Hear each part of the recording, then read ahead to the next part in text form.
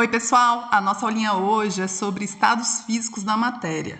Você deve estar se perguntando por que a gente vai estudar estados físicos da matéria se o nosso objeto de estudo é a química. Na verdade, a gente viu que a química ela estuda a matéria e suas propriedades. E os estados físicos da matéria, que basicamente são três, sólido, líquido e gasoso, eles influenciam nas propriedades da matéria, ok? Por que eu falei que basicamente são três? Porque, na realidade, a gente sabe que existem outros estados físicos da matéria, como o quarto estado físico, que é o plasma. Só que nós vamos abordar, nessa aula, basicamente esses três estados. Por curiosidade, pessoal, o plasma, que é o quarto estado físico da matéria, é o estado físico mais presente no universo. Por quê? Porque o plasma é o estado físico que se encontra, por exemplo, a maior parte dos astros, as estrelas. O Sol, por exemplo, ele está na forma de plasma. O fogo, ele está na forma de plasma. Plasma nada mais é do que um estado físico pós o estado gasoso. É como se a gente aquecesse muito um gás e esse gás se transformasse, passasse para o estado de plasma. Mas isso é detalhe, a gente pode falar um pouquinho melhor sobre isso depois, como uma forma de curiosidade. O nosso foco, então, são os três estados físicos básicos da matéria, que é o estado sólido, líquido e gasoso. E o que diferencia esses três estados? A diferença é basicamente relacionada à característica das partículas. Como as partículas presentes na matéria, elas estão organizadas, como elas estão agregadas, se elas estão unidas ou afastadas, se elas estão se movimentando bastante ou se movimentando pouco. Então, basicamente, está relacionada à organização e à agregação das partículas, ok? E a gente pode transformar uma substância, por exemplo, de um estado físico para outro. É possível fazer essa passagem de estados físicos, alterando basicamente temperatura e ou pressão, tá? Então, a transformação de um estado da matéria para outro estado depende da temperatura e da pressão. Então, vamos falar primeiro do estado sólido. O estado sólido, ele é um estado onde as partículas, as moléculas da matéria encontram-se extremamente organizadas, encontram-se muito próximas. E por estarem muito próximas, há pouco espaço vazio entre elas. Tá? Imagina que você está numa festa super lotada, cheia de gente. O que acontece? Se tem muita gente, concorda que você vai estar muito próximo aos seus colegas e existirá pouco espaço e, além disso, a possibilidade de você dançar livremente, né, se mexer muito, diminui. É a mesma coisa que acontece com as moléculas que estão presentes nos materiais sólidos. Por elas estarem muito próximas, existe um baixo grau de agitação dessas moléculas, elas não conseguem se mover livremente. Por isso a gente diz que a energia cinética dessas moléculas é baixíssima. A energia cinética está relacionada ao grau de agitação das moléculas. Quanto maior a energia cinética, maior a agitação entre as moléculas. No caso do sólido, a gente tem uma baixa energia cinética porque as moléculas elas estão muito unidas e elas não conseguem se mover livremente. Outra característica do sólido é que ele possui forma própria e volume constante. Como assim?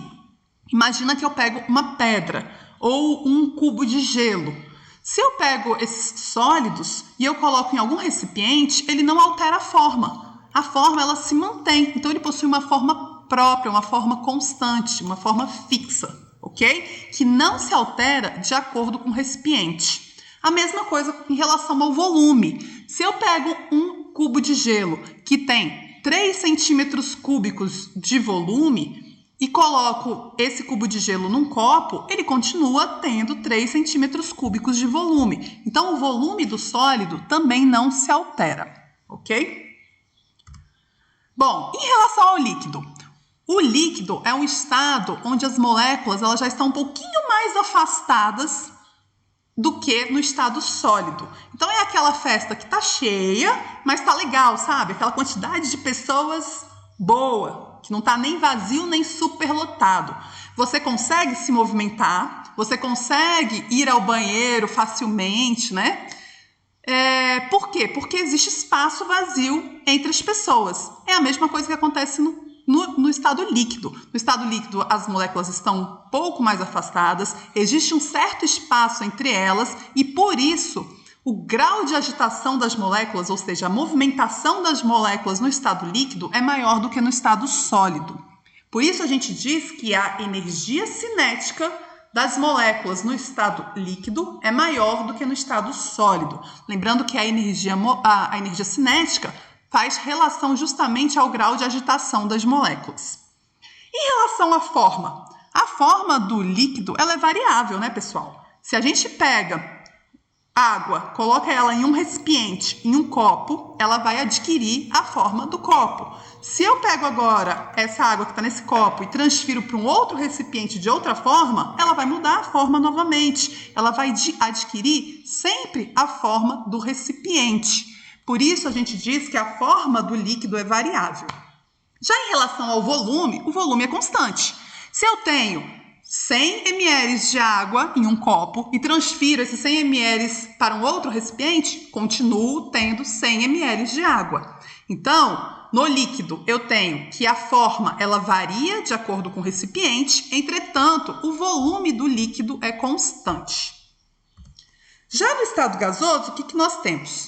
O estado gasoso, pessoal, é aquela festa super vazia que não deu ninguém, praticamente. É o estado onde as moléculas eles estão mais afastadas e mais desorganizadas. É o estado que a gente diz que é o caos molecular, ok? A desorganização é muito alta. E pelas moléculas estarem muito afastadas, elas têm uma grande capacidade de movimentação. Então, a energia cinética, ou seja, o grau de agitação das moléculas no estado gasoso é altíssimo, é o mais elevado. Pense, se você está numa festa super vazia ou num ambiente super vazio, você pode se locomover livremente, tá? É o que acontece com as moléculas no estado gasoso. Bom, em relação à forma, a forma é variável.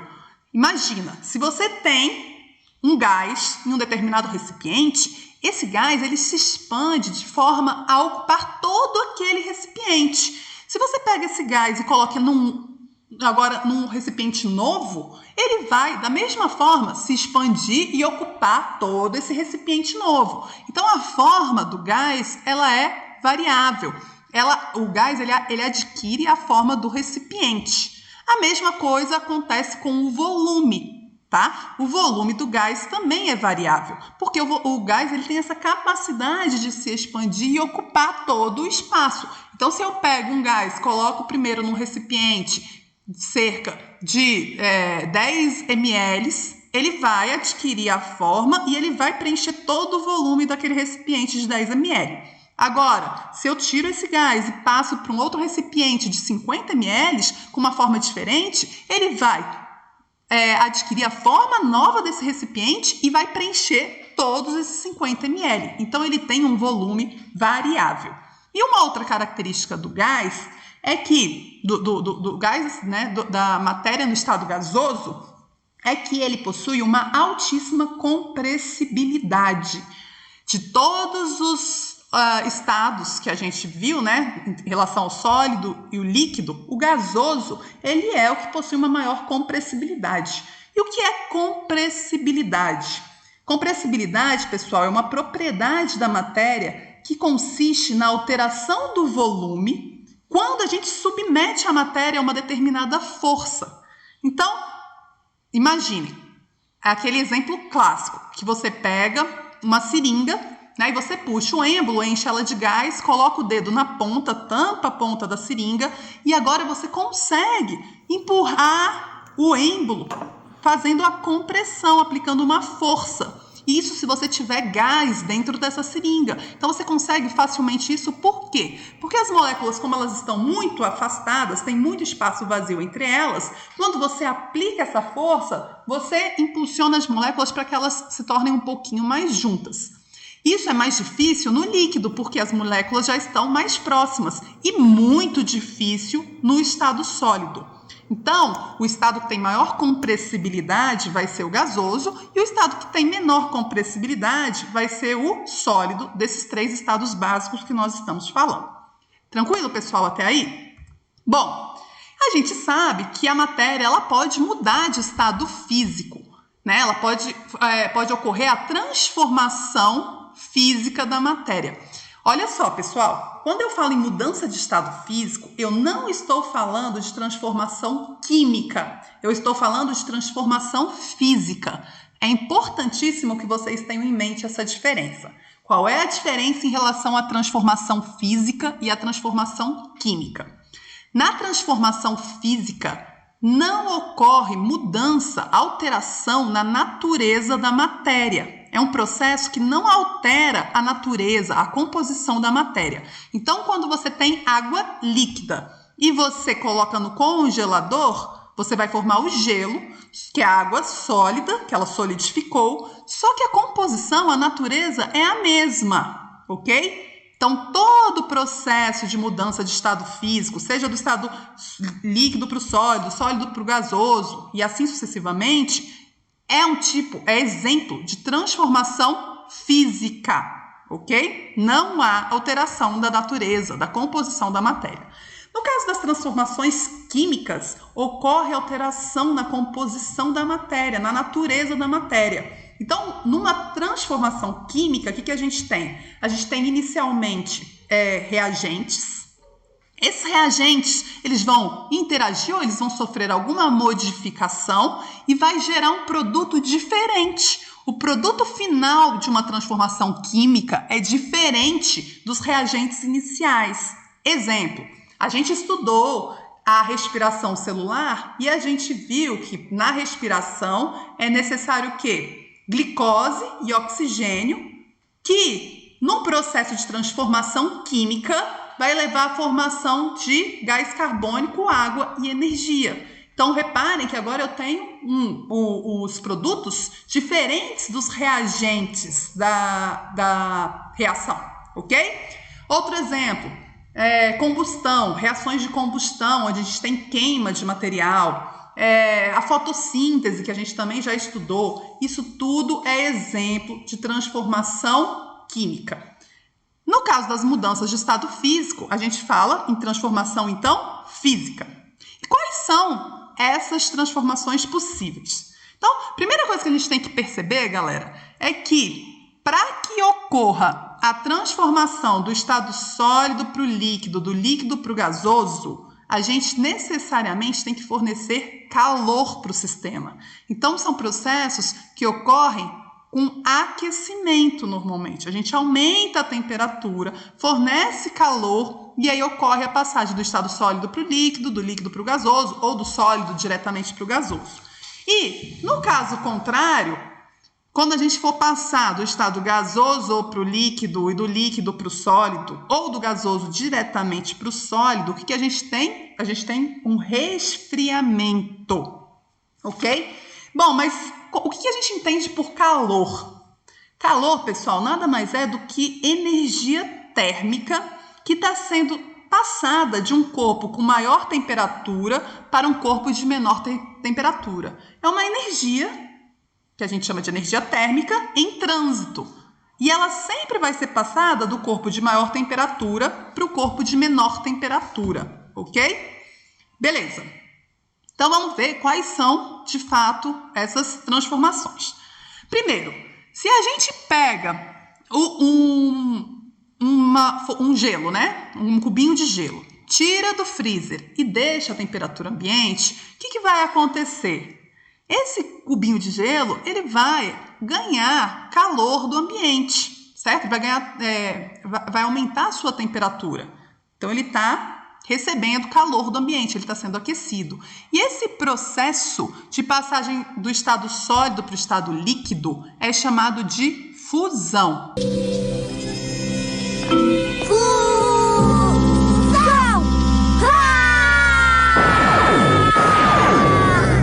Ok? Já quando a gente pega a água líquida agora, por exemplo, né, um líquido, e a gente passa o líquido para o estado gasoso, esse processo é chamado de vaporização.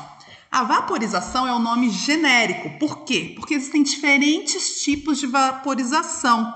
A vaporização ela vai depender basicamente da velocidade que vai ocorrer o processo. Então, tem processos de vaporização que são mais lentos, tem processos de vaporização que são mais bruscos. Então, vamos olhar isso um pouquinho melhor.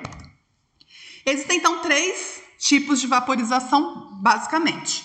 Existe a evaporação, a ebulição e a calefação. E é importante que você saiba distinguir quando que está ocorrendo evaporação, quando que está ocorrendo ebulição ou calefação. Então, o primeiro exemplo, galera, imagina que você pega água, né? Coloca no fogão e aquece a água. O que vai acontecer com essa água? Essa água ela vai começar a aumentar a temperatura, né? Ela está recebendo calor, então vai ocorrer o aumento da temperatura da água, até que a água ela atinge a sua temperatura de ebulição.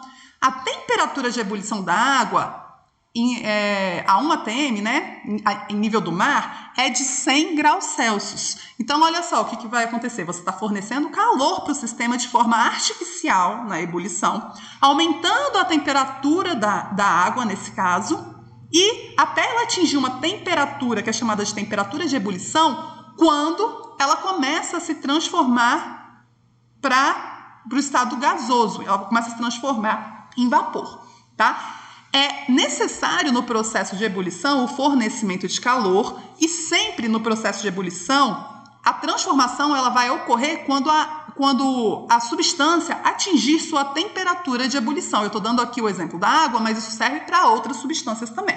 Tranquilo? Na calefação, galera, a gente também vai fornecer calor e é também importantíssimo que a substância ela atinja a sua temperatura de ebulição. Assim como na ebulição, na calefação, a vaporização só vai ocorrer quando a substância atingir sua temperatura de ebulição. Mas qual é a diferença? A diferença, pessoal, é que a calefação é um processo extremamente brusco. Quem aqui nunca pegou uma panela super quente, né? A gente acabou de cozinhar, a panela está super quente e levou ela para a torneira e jogou água. O que vai acontecer? Instantaneamente, imediatamente, você vai ver o surgimento de vapor, vai ocorrer a formação de vapor. Por quê? Porque a temperatura é tão quente que a gotinha de água que cai naquela panela, ela já vai receber uma quantidade de calor enorme, atingir a sua temperatura de ebulição e instantaneamente vai ocorrer a vaporização. Então, o processo de calefação é um processo, gente, brusco e imediato. A mesma coisa acontece se você pegar um ferro de passar, que estiver super quente, jogar uma gotinha de água. Na hora, vai, né, fazer aquele barulhinho e a água vaporiza, ela se transforma em vapor. E num processo instantâneo. Então, o que é importante? Na calefação é importante você ter em mente que é um processo brusco e instantâneo, onde a água ela rapidamente atinge a sua temperatura de ebulição. E aí ela vaporiza. E a evaporação. A evaporação é uma passagem lenta e gradativa da substância do estado líquido para o estado gasoso. Gente, eu tô dando exemplo aqui de água, mas isso serve para outras substâncias também. Então, no caso da evaporação, o que é importante, pessoal? A evaporação é um processo que ocorre naturalmente, mesmo a temperatura ambiente. A evaporação, ela não há necessidade, na evaporação, de que a substância ela atinja a sua temperatura de ebulição. Então é isso, tá? Outra coisa importante da evaporação. A evaporação é um processo superficial. ela ocorre na superfície do líquido, ela não ocorre no líquido como um todo. Enquanto na ebulição você tem a formação de bolhas, né? Você tem um processo visual, a evaporação não. A evaporação é um processo superficial. E quando que eu tenho evaporação? Eu tenho evaporação o tempo todo, né? A água, a superfície dos rios, dos mares, elas estão evaporando. Inclusive essa água que evapora, ela vai ser importante para a formação das chuvas. A gente tem evaporação também, por exemplo, quando a gente pendura uma roupa no varal. É um processo de evaporação. Outro exemplo, se você pegar um copo de água, deixar um copo de água a temperatura ambiente por dias, você vai ver que naturalmente ele evapora, e ele evapora sem atingir a temperatura de ebulição da água. Ele simplesmente vai evaporando até secar. As poças de água das chuvas, elas secam naturalmente por evaporação, ok? Não faria sentido que a evaporação ocorresse apenas a 100 graus. Imagina, se isso acontecesse, pessoal, a evaporação da água dos rios, dos mares, se ela ocorresse a 100 graus, ela ia matar praticamente, né, a grande maioria das formas de vida existentes naquele local. Então é isso. Então a diferença básica da evaporação para a ebulição e calefação é que é um processo que ocorre sem a necessidade de atingir a temperatura de ebulição e ele é lento e gradativo. Ok, a passagem do estado gasoso para o líquido, diferente, até agora a gente estava falando da passagem de sólido para líquido e líquido para gasoso, onde a gente tem uma necessidade de aquecer, né? Tem um aquecimento, um fornecimento de calor no sistema. Agora é o contrário, agora ocorre o resfriamento. Então, olha só, na passagem do gasoso para o líquido, a gente tem dois nomes possíveis. A gente pode chamar de condensação ou liquefação. Eles são sinônimos? Não, não são sinônimos. Existe uma diferença em relação à condensação e à liquefação. A condensação é o processo de passagem de vapor para o estado líquido. A liquefação é o processo de passagem de gás para o estado líquido. Mas qual é a diferença entre vapor e gás?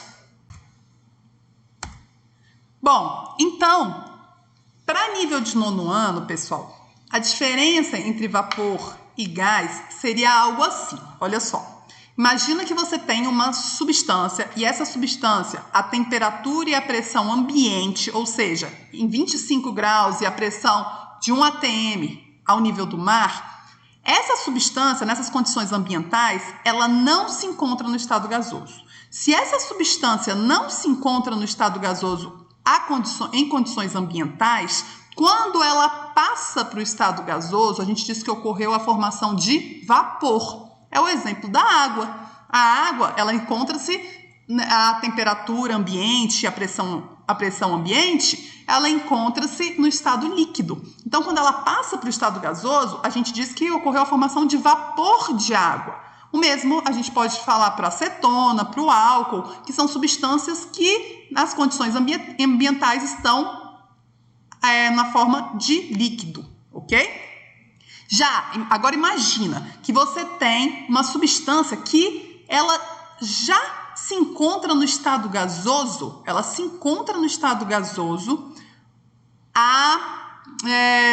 a temperatura ambiente, em condições ambientais. Essa substância que se encontra no estado gasoso, quando você passa ela para o estado líquido, a gente diz que a gente está fazendo uma liquefação.